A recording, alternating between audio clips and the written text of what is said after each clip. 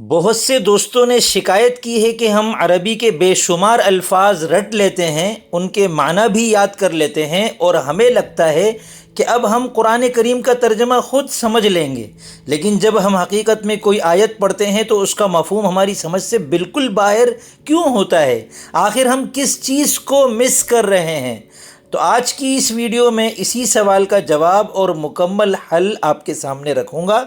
دیکھیں، اس کی سب سے بڑی وجہ عربی گرامر کا وہ راز ہے جسے اکثر لوگ نظر انداز کر دیتے ہیں۔ عربی زبان میں کچھ ایسے حیرت انگیز اور طاقتور الفاظ چھپے ہوئے ہیں جو بظاہر تو بہت عام سے لگتے ہیں، مگر جب وہ کسی جملے میں آتے ہیں تو اپنے آگے پیچھے موجود تمام الفاظ کا مکمل کنٹرول سنبھال لیتے ہیں۔ ان الفاظ سے میری مراد نہ تو افعال ہیں جن کے بارے میں سب کو معلوم ہے کہ فعل اپنے فاعل کو مرفوع اور دیگر مفعولات وغیرہ کو منصوب کرتا ہے، نہ ہی ان سے مراد حروف عاملہ ہیں جو زیادہ تر کو معلوم بھی ہیں اور میں ان پر مکمل ویڈیو بھی بنا چکا ہوں۔ نیز حروف عاملہ کی مقدار انگلیوں پر گنی جا سکتی ہے۔ آپ ایک بار یاد کر لیں کہ 17 حروف جارہ ہیں، 6 حروف مشبہ بالفعل ہیں، ما والا مشابہ بلیس 2 ہیں، لائے نفی جنس 1 ہے، 5 حروف ندا ہیں، 4 حروف ناصبہ ہے اور 5 حروف جازمہ ہیں۔ انہیں تو بس ایک بار یاد کر لینا کافی ہے، مگر اس ویڈیو میں میرا اشارہ جن الفاظ کی طرف ہے وہ لا تعداد ہیں، مگر ان کی کل 8 قسمیں ہیں جو کسی لفظ کو زبر دیتے ہیں، کسی کو زیر، کسی کو پیش دے کر پورے جملے کا معنی اور نقشہ ہی بدل کر رکھ دیتے ہیں۔ اگر آپ کو ان الفاظ کی پہچان نہیں ہے تو آپ ہزار کوشش کے باوجود کبھی بھی قرآن کریم کا درست مطلب خود سے نہیں سمجھ سکتے۔ آج کی اس ویڈیو میں ہم قرآن کریم کی دلکش آیات کے ذریعے عربی گرامر کے انہی طاقتور ترین اور خاموش کنٹرولر الفاظ کو ذہن نشین کرنے والے ہیں۔ ہم دیکھیں گے کہ یہ الفاظ کیسے کام کرتے ہیں تاکہ اگلی بار جب آپ قرآن کریم کھولیں تو آپ کو فوراً سمجھ میں آ جائے کہ کس لفظ نے کہاں کیا اثر ڈالا ہے۔ یہ ویڈیو آپ کے عربی سیکھنے کے سفر کو ہمیشہ کے لیے بدل دے گی، لہذا اسے آخر تک لازمی دیکھیے گا۔ ویڈیو شروع کرنے سے پہلے آپ کو بتا دوں کہ آپ مکمل عربی گرامر میری ویب سائٹ پر سلیقے سے رکھی گئی اسی یوٹیوب چینل کی پلے لسٹ سے بھی سیکھ سکتے ہیں۔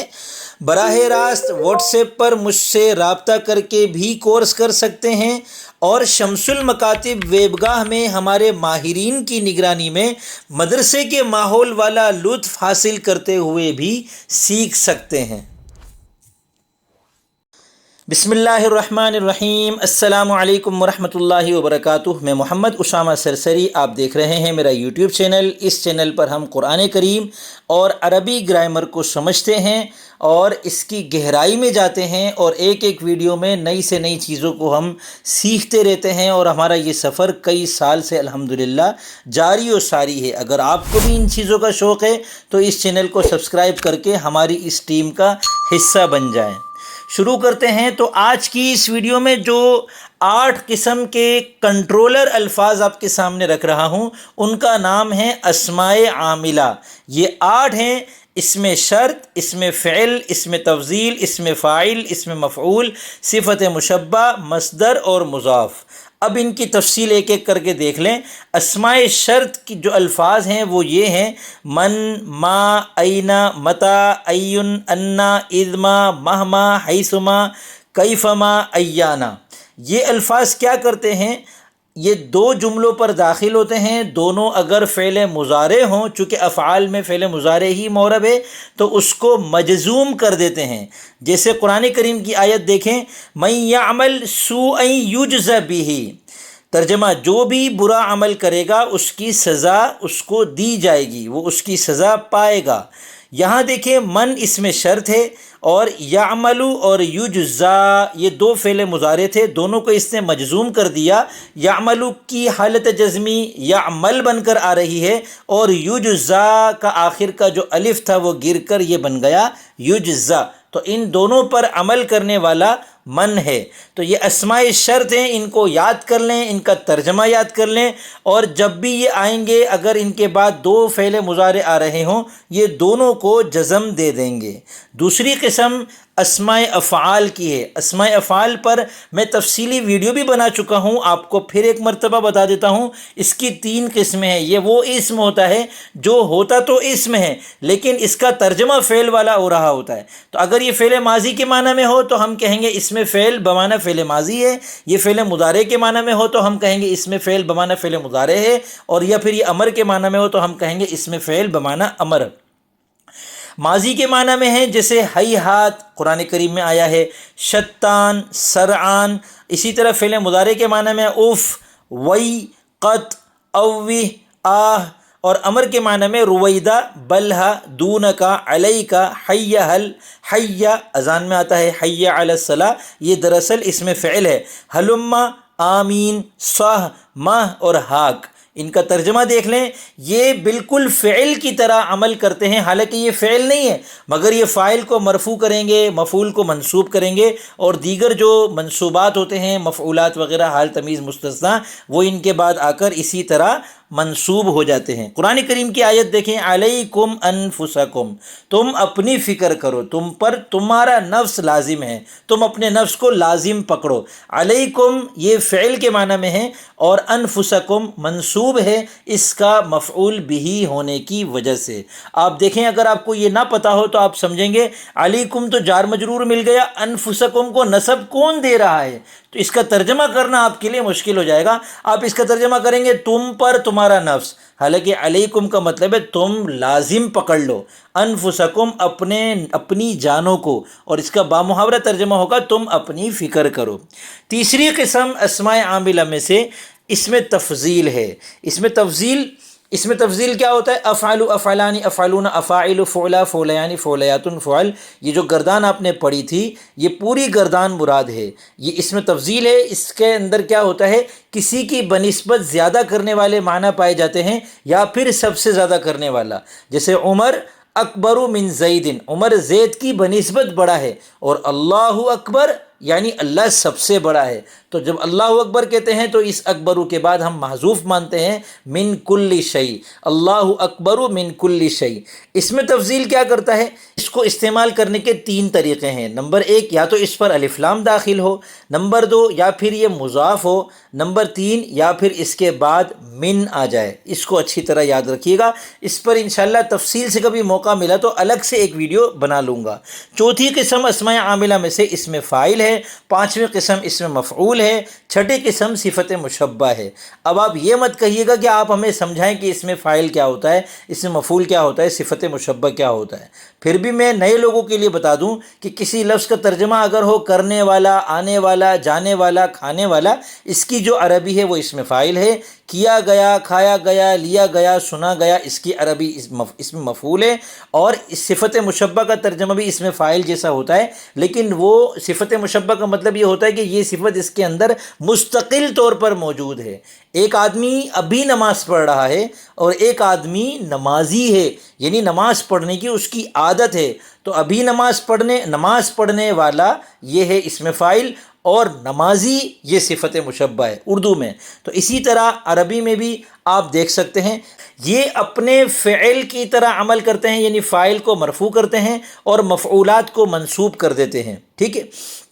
اس میں مفعول جو ہے یہ بھی اپنے فاعل کو مرفوع کرتا ہے، لیکن جو اس کا فاعل ہوتا ہے وہ در حقیقت اس کا نائب فاعل کہلائے گا، کیونکہ یہ فعل مضارع مجہول سے بنایا جاتا ہے۔ اب یہ دیکھیں کہ اس کی تفصیل یہ بتائی جاتی ہے کہ یہ تینوں چیزیں، اس میں فاعل، اس میں مفعول اور صفت مشبہ، ان کے عمل کرنے کی شرائط آپ نے کتابوں میں پڑھی ہوں گی، میں اس کو تھوڑا آسان کر کے آپ کے سامنے رکھتا ہوں، اور وہ یہ کہ ان کے عمل کرنے کی 2 صورتیں ہیں۔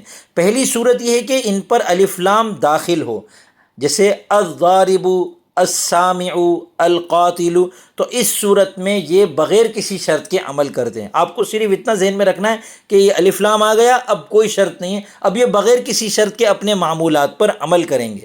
دوسری صورت یہ ہے کہ ان پر الف لام داخل نہ ہو، جیسے ضارب، قاتل، سامع، شاہد، مسموع، مضروب، محمود وغیرہ۔ تو اب ان کے عمل کرنے کی 2 شرطیں بتائی جاتی ہیں، اور وہ دونوں بہت آسان ہیں۔ پہلی شرط یہ ہے کہ ان کے اندر حال یا استقبال کا معنی ہو، یعنی میں کر رہا ہوں یا میں کروں گا، تو اس صورت ایک شرط تو یہ ہو گئی کہ یا تو یہ حال کے معنی میں ہو یا استقبال کے معنی میں ہو۔ دوسری شرط یہ ہے کہ چھ میں سے کوئی ایک چیز ان سے پہلے موجود ہو، مبتدا، موصوف، ذوالحال، حرف نفی، حمزہ استفہام اور حرف ندا۔ مبتدا پہلے ہونے کا مطلب یہ ہے کہ یا تو یہ خبر ہوں، اسم فاعل اور اسم مفعول اور صفت مشبہ، اگر خبر ہوں اور حالی استقبال کے معنی میں ہو تو پھر عمل کریں گے، یا پھر یہ ان سے پہلے موصوف ہونے کا مطلب یہ ہے کہ یہ اس کی صفت ہوں، ان سے پہلے ذوالحال ہونے کا مطلب یہ ہے کہ یہ حال واقع ہو رہے ہوں، یا پھر ان سے پہلے حرف نفی لا، ما وغیرہ ہو، یا حمزہ استفہام ہو، یا پھر حرف ندا یا ایا، حیا، ای، حمزہ مفتوحہ جو 5 حروف ندا ہیں وہ ان سے پہلے موجود ہوں۔